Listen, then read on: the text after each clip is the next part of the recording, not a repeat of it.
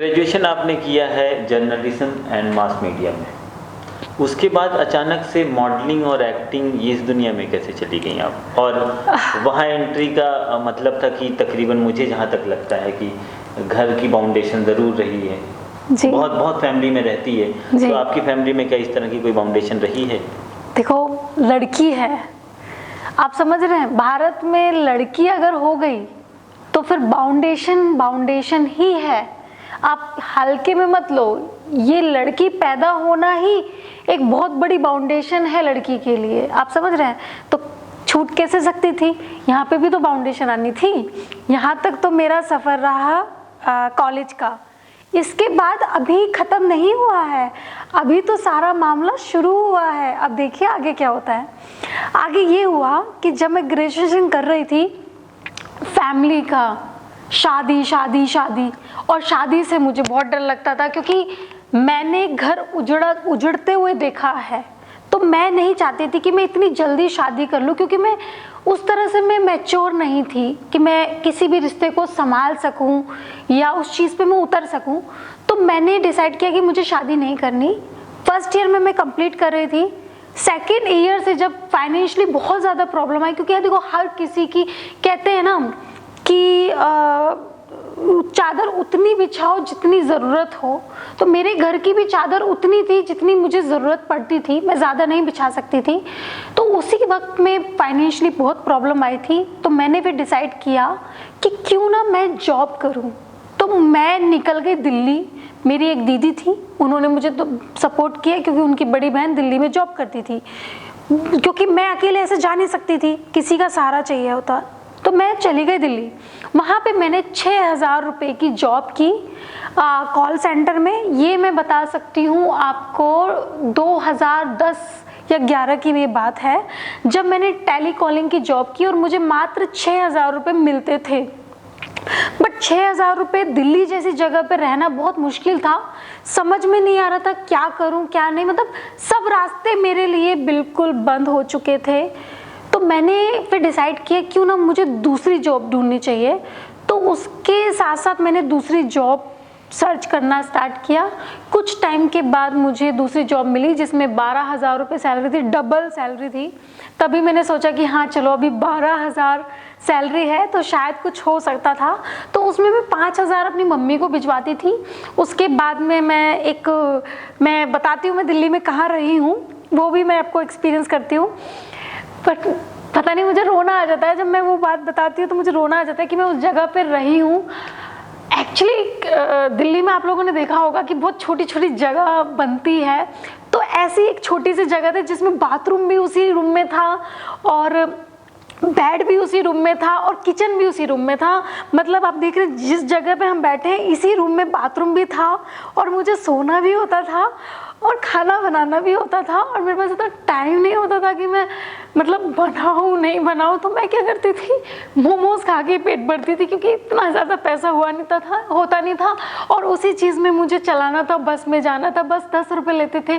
तो मतलब ये मेरा मतलब रहा है कि मैं इतनी ऐसी जगह पे मैं रही हूँ जहाँ पे जब बारिश होती थी दिल्ली में, तो जो बाहर का जो पॉटी होता था वो मेरे रूम में आ जाता था और मैं ऐसा पैर ऊपर करके नहाने जाती थी और उसी पैरों से मैं अपना ऑफिस जाती थी, क्योंकि जो पोटी और बाथरूम होता था मेरे रूम में और मेरे किचन तक में आ जाता था। तो मैंने मतलब ये दिन मैंने देखा है और इस चीज़ में मैंने अपना जो मेरा स्ट्रगल टाइम था वो मैंने बिताया, क्योंकि मेरे पास कोई ऑप्शन नहीं था। बहुत ही टफ लाइफ रही है। हम दुआ करते हैं कि किसी की ज़िंदगी में इस तरह की परेशानियां या इस तरह के हालात ना हों। मैम आपको सल्यूट करता हूँ, आप वहाँ से और आप इतने आप मुझे ये बताइए कि सारी चीज़ों के बावजूद भी आप अपने आप को इतना स्ट्रॉन्ग डिस्प्ले कर रही हैं पब्लिक के सामने, लोगों के सामने। कैसे ये इंस्पिरेशन या मोटिवेशन आपको कहाँ से, किससे मिली है कि किस तरह से आप सारी चीज़ें मैनेज करके और इतनी जो भी तकलीफ़ें हैं सारी बर्दाश्त करके उसको पीछे छोड़ के आज आप हंसती मुस्कुराती हुई दिखती हैं? ठीक है, वो पेन, क्योंकि हमें समझ में आता है कि अंदरूनी पेन, इंटरनल पीस, वो सारी चीज़ें कहीं ना कहीं मिसिंग है जी। ठीक है, और वो पीछे की जो ज़िंदगी होती है ना, वो कहीं ना कहीं आप कितने भी कामयाब हो जाएं कभी कभी रात जब होती है ना तो याद आती है वो चीज़ें, बिल्कुल। आपकी तन्हाई में वो चीज़ें याद आती जी। हैं। तो आप इसको किस तरह से मैनेज करती हो अपनी ज़िंदगी में? देखिए, ये आपने एक सवाल किया था स्टार्टिंग में कि ये मोटिवेशनल मुझे कहाँ से मिला। तो मैं आपको बताना चाहती हूँ कि मैंने पहले आपको एक बोला था कि जिस कम्युनिटी से मैं आती हूँ वो बहुत ही ज़्यादा छोटी कम्युनिटी मानी जाती है इस भारत देश में। मैं नहीं, बड़े से बड़ा नेता, बड़े से बड़े जो अपने आप को बोलते हैं कि हम ऊंची बरादरी के लोग हैं, वो हम लोगों को बहुत छोटी कम्युनिटी से मानते हैं, जिसे ये लोग बोलते हैं दलित। पर मैं उस चीज़ को दलित नहीं बोलती हूँ, क्योंकि मैं अपने आप को दलित बर्दाश्त ही नहीं कर सकती। क्योंकि दलित कहते हैं कि हम दलित नहीं, दिलेर हैं, और जो हमें बोलता है कि हम दलित हैं उनके लिए हम बब्बर शेर हैं।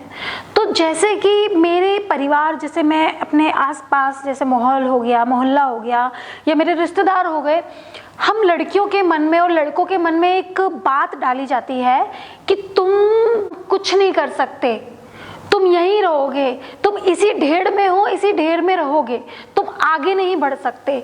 तुम्हारे मतलब ये लोग ऐसा जताते हैं कि हमारी बरादरी के लड़के या लड़कियां कुछ कर नहीं सकती, कामयाब नहीं बन सकती, कुछ नहीं कर सकती। उन लोगों को ये दिखाने के लिए कि नहीं, बरादरी पे मत जाइए, सब समाज सेम है, सारी बरादरी सेम है, ये बरादरी जो है ये हम लोगों ने बनाई है, तो इस चीज़ पे ना जाके आप आगे बढ़िए। तो मैं आज जो आगे बढ़ रही हूँ, क्यों? क्योंकि मैं ये दिखाना चाहती हूँ, जो मेरी कम्युनिटी की जितनी भी लड़कियां हैं उनको एक मैसेज देना चाहती हूँ कि तुम भी कर सकती हो। अगर मैंने ये लाइफ जी है तो तुम भी कर सकती हो, तुम भी आगे बढ़ सकती हो, और जो तुम्हें चाहिए वो तुम पा सकती हो। बस अपना कॉन्फिडेंस आप बिल्कुल भी लूज मत करना, आगे बढ़ो। दुनिया बोलती है बोलेगी, एक कहावत आपने बहुत सुनी होगी, दुनिया वाले कुछ भी बोले उनको बोलने दो, क्योंकि वो दुनिया है, बोलेगी ही। तो जैसे ही लोग बोलते हैं उनको बोलने दीजिए, आप सिर्फ अपना फोकस रखिए और आगे बढ़िए। आपको कोई भी ताकत नहीं रोक सकती कामयाब होने के लिए। मैम, मॉडलिंग की दुनिया में आप कौन कौन सा टाइटल होल्ड करती हैं? हाँ, देखिए, मैं मॉडलिंग की दुनिया में मैंने स्टार्टिंग किया था 2014 में। उससे पहले मैं एक रियलिटी शो में मैंने पार्टिसिपेट किया था, क्योंकि मेरी जॉब के बाद मेरी जॉब छूट गई थी। मैंने दूसरी इसके बाद एक जॉब और की थी जिसमें मेरी सैलरी थी 15,000 रुपये। फिर वो कंपनी बंद हो गई, मैं वापस अपने घर आ गई, और घर आने के बाद मैंने जॉब सर्च करना स्टार्ट किया।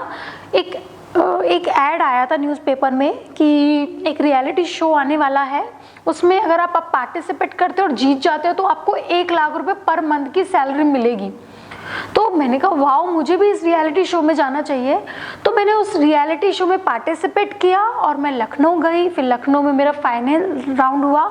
उसके पहले वहाँ पे जो जज थे वो रवि किशन जी थे। उन्होंने मुझे बोला कि अर्चना, मुझे लगता है कि आपको एक्टिंग ज्वाइन करनी चाहिए। तो मैं एक्टिंग ज्वाइन किया। मैंने उनके बोलने पर मैं मुंबई गई अपने पापा और अपने भाई को लेके। उन्होंने बोला कि ठीक है, हम बुलाएंगे आपको। फिर मैंने 1 महीना वेट किया।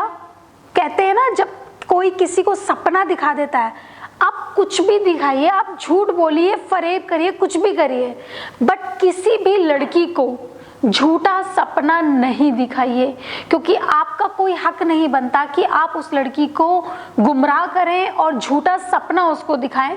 तो रवि किशन जी ने भी सेम चीज़ किया, मुझे एक झूठा सपना दिखाया कि मैं आपको 1 महीने के बाद बुलाऊंगा मुंबई में, आप तब आना। 1 महीना हो गया, 2 महीना हो गया, वो बुलाया। उसके बाद में उन्होंने मुझे ब्लॉक कर दिया। और फिर मैंने सोचा कि एक्टर तो अब बनना है अर्चना, कुछ भी हो जाए, रवि किशन जैसे लोग साथ दे या ना दे, अब तो मुंबई जाना ही है। मेरे पास कोई भी पैसे नहीं थे, कुछ नहीं थे। मैंने अपनी मम्मी को फोर्स किया, क्योंकि हमेशा से मेरी माँ मेरे साथ रही है, कदम से कदम मिला के चली है। तो उन्होंने कहते हैं, उनके कुछ कुंडल थे, उन्होंने कानों के जो कुंडल होते हैं गोल वाले, वो बेचे और उनका कुछ कड़े थे वो बेचे, तो वो सब बेच के कुछ 33,000 रुपये उन्होंने मेरे हाथ में रखे और उन 33,000 को लेके मैं मुंबई गई। और मुझे मुंबई का कुछ पता भी नहीं था, बट कहते हैं ना कि जब कुछ चीज़ें पाने के लिए लग जाते हैं तो फिर उसको पूरी कायनात मिलाने में लग जाती है। तो वहाँ पे मुझे पीजी मिला और मैं वहाँ पे सेटल हुई और फिर मेरी ये मॉडलिंग की करियर स्टार्ट हो गया। फिर मुझे मिस यूपी से फ़ोन आया कि आप सिलेक्ट हो गए, मैंने ऑडिशन दी थी यूपी में, वो सिलेक्ट हो गई मैं। उसके बाद मैं मिस यूपी बनी, मिस उत्तर प्रदेश 2014 बनी, मिस बिकनी इंडिया 2018 बनी, मिस कॉस्मो वर्ल्ड 2018 बनी जो कि मलेशिया में हुआ था, और मिस बिकनी का हुआ था मैंगलोर में। उसका फाइनल राउंड चाइना में होना था, तभी ये कोविड आ गया, इसकी वजह से ये सब रद्द हो गया। जी।